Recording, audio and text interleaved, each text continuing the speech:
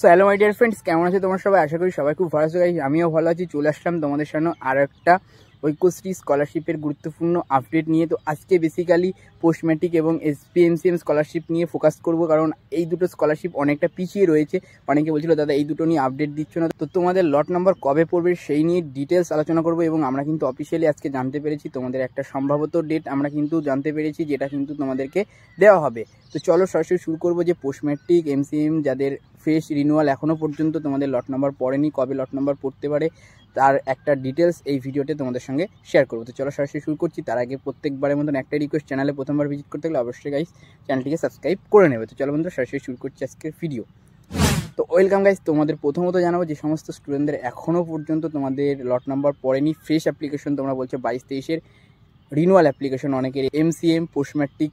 তো বেসিক্যালি আজকে আলোচনা করব লট নম্বর কবে পড়বে সেই নিয়ে। কিন্তু মৃগাঙ্ক স্যার জানালেন যে তোমাদের আবার নেক্সট লট নাম্বার দেওয়া হবে, ঈদের পর দেওয়া হবে, তবে এই এপ্রিল মাসের মধ্যেই দেওয়া হবে। যদি এপ্রিল মাসের ঈদ হয় তোমাদের, আমরা যতটা জানতে পেরেছি যে আগামী স্যাটারডেতে ঈদ হওয়ার কথা রয়েছে, অর্থাৎ সেটা ডেট হচ্ছে 22 কি 23 এরকম দিন। তো 22-23 তারিখের পর অর্থাৎ 25 তারিখের পর মানে অর্থাৎ মানডেতে কিন্তু তোমাদের লট নাম্বার পড়ার সম্ভাবনা রয়েছে, যেটা কিন্তু আমরা অফিসিয়ালিভাবে জানতে পেরেছি।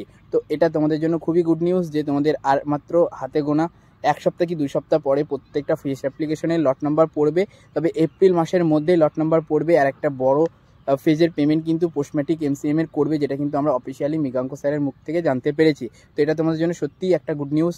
তো এই গুড নিউজটা দেওয়ার জন্যই তোমাদের সামনে প্রেজেন্ট হলাম। আমি আরও একবার আউটডোর শুটিং করছি, তোমরা দেখতে পাচ্ছ, কারণ এই মোমেন্টে পশ্চিমবঙ্গে প্রচণ্ড গরম পড়েছে, তাই আমাকে ঘরের মধ্যে ভিডিও শ্যুট করা পসিবল না, লাইটের সামনে বসে প্রচণ্ড গরম পড়েছে, তাই বাইরে চলে এসেছি। কেমন হলো আজকের এই ভিডিওটা আউটডোর শুটিং করে সেটাও জানাতে ভুলবে না। যদি ভালো লাগে একটা লাইক করে দেবে, বন্ধুদের সঙ্গে শেয়ার করতে একদম ভুলবে না। তো চলো বন্ধুরা, দেখা হচ্ছে পরবর্তী কোনো এই ধরনের ইনফরমেটিভ ভিডিওতে। Thanks for watching this video.